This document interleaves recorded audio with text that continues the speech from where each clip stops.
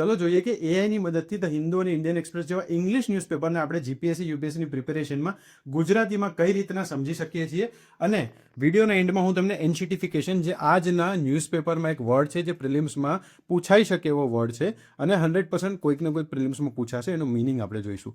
તો સૌથી પહેલાં આ નોટબુક એલએમ જે ગઈકાલે મેં તમને આના પર વિડીયો બતાવ્યો હતો કે ગૂગલનું જ ટૂલ છે, ફ્રી ઓફ કોસ્ટ છે. આની અંદર તમારે આ ધ હિન્દુનું ન્યૂઝપેપર મેં પીડીએફ અપલોડ કરી છે, તમે ઇન્ડિયન એક્સપ્રેસ બી અપલોડ કરી શકો છો, બંનેનું સાથે પણ વિશ્લેષણ કરી શકો છો. બસ આના પછી તમારે અહીંયા સેટિંગ્સમાં જવાનું છે. સેટિંગ્સમાં જઈને નાનકડો એક પ્રોમ્પ્ટ લખવાનો છે, જેથી એ તમને ગુજરાતીમાં પ્રિલિમ્સ, મેન્સ, ઇન્ટરવ્યૂ અને એ પણ સિલેબસના ટોપિક વાઇઝ અલગ અલગ રીતે તમને વિશ્લેષણ આપશે.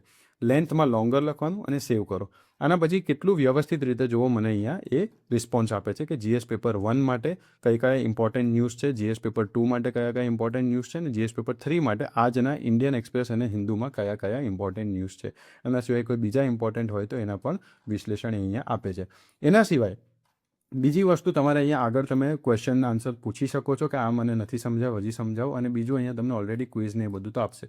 હવે તમને એમ થાય છે કે કંટાળો આવે છે, ક્યાંક તમે ટ્રાવેલ કરો છો, તો તમને અહીંયા ગુજરાતીમાં ઓડિયો ઓવરવ્યૂ બી આપે છે. ચલો આપણે સાંભળીએ કેવો ઓડિયો ઓવરવ્યૂ છે.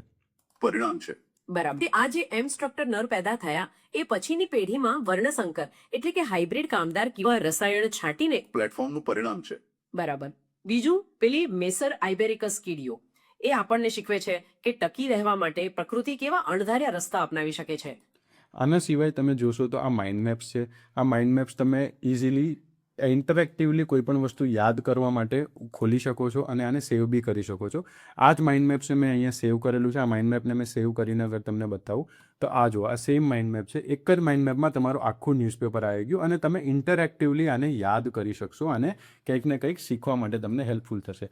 હવે આપણે જોઈએ કે એન્શિટિફિકેશનનું મિનિંગ શું થાય છે. એન્શિટિફિકેશન જે વર્ડ મેં તમને સ્ટાર્ટિંગમાં કીધું હતો, એન્શિટિફિકેશન વર્ડ કોરી ડોક્ટરો નામના એક લેખક છે, એમણે આપેલો છે. એમાં 3 તબક્કામાં કોઈ પણ ઇન્ટરનેટનું પ્લેટફોર્મ હોય એને ખરાબ કરવામાં આવે છે. એ એક ઇન્ટરનેટ રિલેટેડ વર્ડ છે અને આ 3 તબક્કા કયા કયા છે એ 3 તબક્કા તમે અહીંયા જોઈ શકો છો.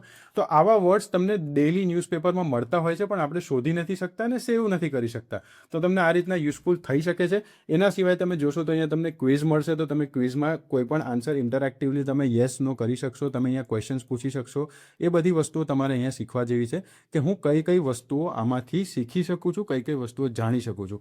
આના સિવાય તમે ઘણી બધી વસ્તુઓ આનાથી કરી શકો છો, જેમ કે તમે બીજા કોઈ સોર્સિસ અપલોડ કરો, બુક્સ અપલોડ કરો અને એની સાથે ઇન્ટરેક્ટિવ પ્રવૃત્તિઓ કરો. તો તમે મને જણાવજો કે તમે કઈ રીતના નોટબુક એલએમનો યુઝ કરો છો અને કઈ રીતના હજી આપણે બીજા સ્ટુડન્ટ્સને આનો લાભ આપી શકીએ. Thank you.